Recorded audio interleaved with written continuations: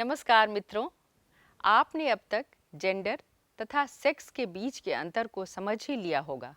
Sex एक जैविक वर्गीकरण है तथा जेंडर एक सामाजिक वर्गीकरण है। जैसे जैसे लड़के और लड़कियां बड़े होते हैं, उनके साथ कुछ विशेषताओं को जोड़ दिया जाता है। ऐसा परिवारों और समाज में हो रहे सामाजिकरण की प्रक्रिया के द्वारा किया जाता है। उदाहरण के लिए, यदि हम कहें कि तुम्हें रोना शोभा नहीं देता, तो हम जान लेते हैं कि यह लड़कों के बारे में कहा जा रहा है।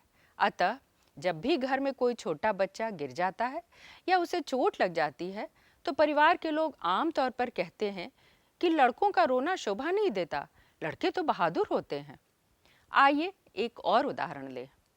वे नाजुक और भली हैं। हम इस वाक्य को सुनते ही ऐसा समझ लेते हैं कि अवश्य यह लड़कियों के बारे में कहा जा रहा है। अब जैसे जैसे लड़के और लड़कियां बड़े होने लगते हैं, तो वे इन्हीं विचारों को पूरी तरह आत्मसात कर लेते हैं। लड़के रोने में हिचकते हैं, चाहे उन्हें चोट भी लगे या उनका मन रोने का करे भी। वे रोना कमजोरी की निशानी समझने लगते हैं। उन्हें डर हो जाता है कि यदि वे रोएं तो लोग उन्हें कमजोर समझ लेंगे। इसी प्रकार लड़कियों को नाजुक और भली समझा जाता है। अब आप ही सोचिए कि अगर कोई लड़की शैतानी करे तो लोग उसे कैसा समझेंगे। अतः हम लोगों के बारे में एक खास धारणा बना लेते हैं और इसी प्रकार पूर्वाग्रह और रूढ़िवादिता के शिकार हो जाते हैं। परंतु हमें यह भी सोचना चाहिए कि हर व्यक्ति में एक स्वाभाविक भावना होती है। पूर्वाग्रह या रूढ़िवादिता लोगों की विशिष्ट भावनाओं और प्रतिभाओं को पहचानने में बाधा पहुंचाती है। इसके लिए हम एक गतिविधि लेते हैं। इस संदर्भ में हम एनसीईआरटी की पाठ्यपुस्तक सामाजिक और राजनैतिक जीवन से एक गतिविधि का उदाहरण लें। कक्षा में विद्यार्थियों को निम्नलिखित चित्र बनाने के लिए कहा जाए: किसान, फैक्ट्री श्रमिक, नर्स, वैज्ञानिक, पायलट और शिक्षक। मान लें कि कक्षा में कुल 30 विद्यार्थी हैं। कार्य पूरा होने के बाद शिक्षक यह देख सकते हैं कि विद्यार्थियों ने कैसे चित्र बनाए हैं। क्या इन चित्रों में महिलाओं से ज़्यादा पुरुषों के चित्र हैं? किस प्रकार की नौकरियों में महिलाओं से ज़्यादा पुरुषों के चित्र बनाए गए हैं? क्या सारी महिलाओं को ही नर्स के रूप में चित्रित किया गया है? यदि हाँ, तो क्यों? क्या किसानों के रूप में महिलाओं के चित्र कम बनाए गए हैं? यदि हाँ, तो क्यों? सभी वैज्ञानिकों के चित्र पुरुष ही क्यों बनाए गए हैं? जैसा कि आप यहाँ दी गई सारणी में देख सकते हैं कि सभी 30 विद्यार्थियों ने नर्सों के रूप में महिलाओं के चित्र बनाए हैं तथा 25 विद्यार्थियों ने पुरुष वैज्ञानिक बनाए हैं। इसका कारण यह है कि विद्यार्थी ऐसा मानते हैं कि घर के बाहर महिलाएं कुछ विशेष प्रकार के ही कार्य कर सकती हैं। मान लिया जाता है कि महिलाएं अच्छी नर्सें बन सकती हैं क्योंकि वे घर में बच्चों और परिवार के अन्य सदस्यों की देखभाल करती हैं। इसी प्रकार आमतौर पर मान लिया जाता है कि विज्ञान पढ़ने के लिए तकनीकी बुद्धि आवश्यक है। अतः लड़कियां और महिलाएं तकनीकी ज्ञान के लिए उपयुक्त नहीं। परंतु क्या हमने भारतीय रॉकेट महिलाओं को नहीं देखा, जिन्होंने मंगल ग्रह की कक्षा में उपग्रह का सफलतापूर्वक प्रक्षेपण किया था? हम जानते हैं कि आज भारतीय अंतरिक्ष अनुसंधान संगठन में कई महिला वैज्ञानिक महत्वपूर्ण पदों पर कार्य कर रही हैं। इसी प्रकार 30 विद्यार्थियों ने पुरुष किसान का चित्र बनाया।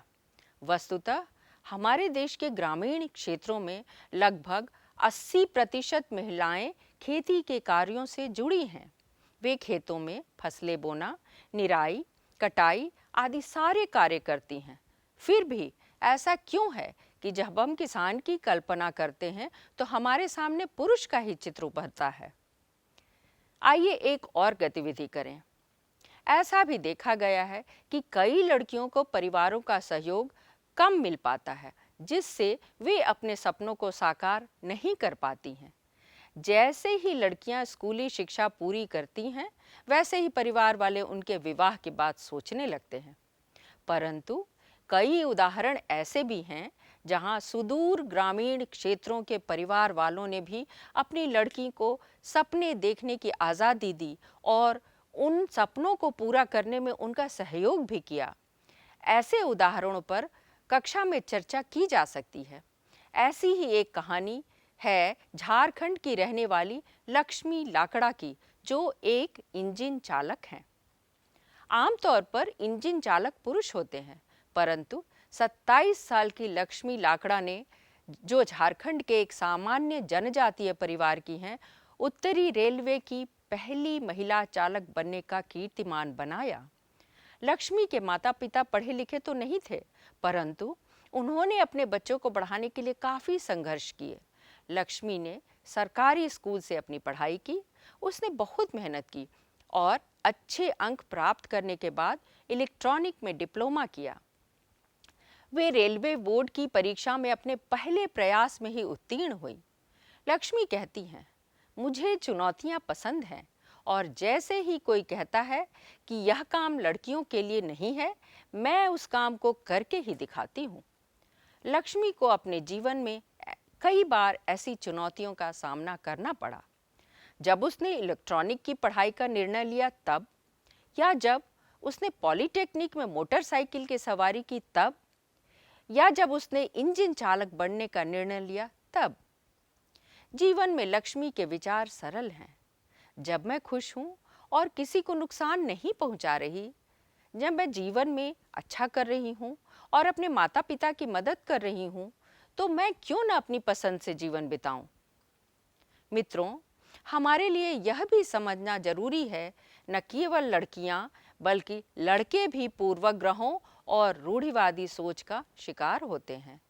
यह परिवार के सदस्यों की अनुचित आकांक्षाओं के परिणाम स्वरूप भी हो सकता है, या फिर यह कक्षा में अन्य मित्रों और सहपाठियों द्वारा मजाक बनाने के कारण भी हो सकता है।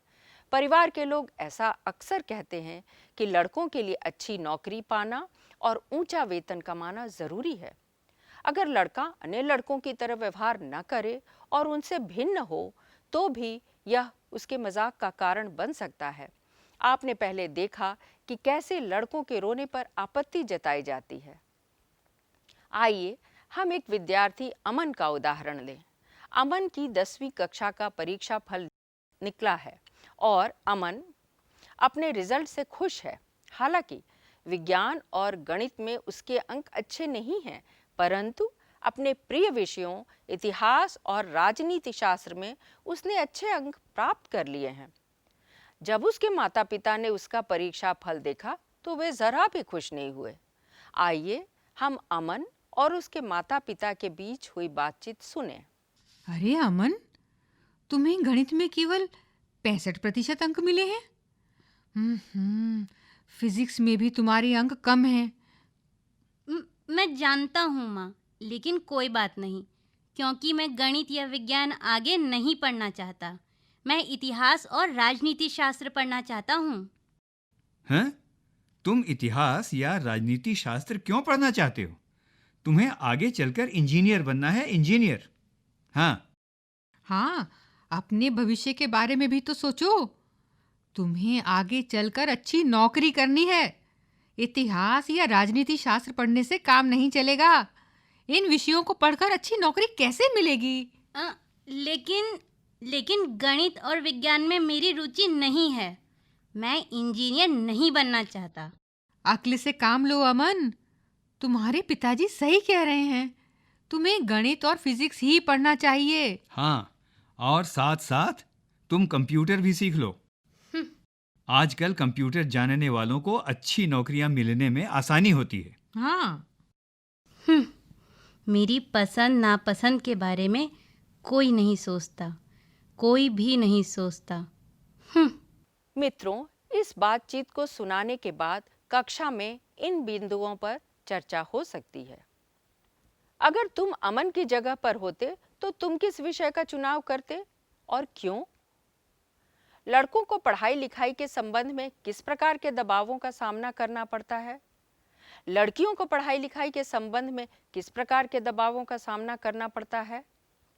परिवारों द्वारा इस तरह के दबाव क्यों दिए जाते हैं?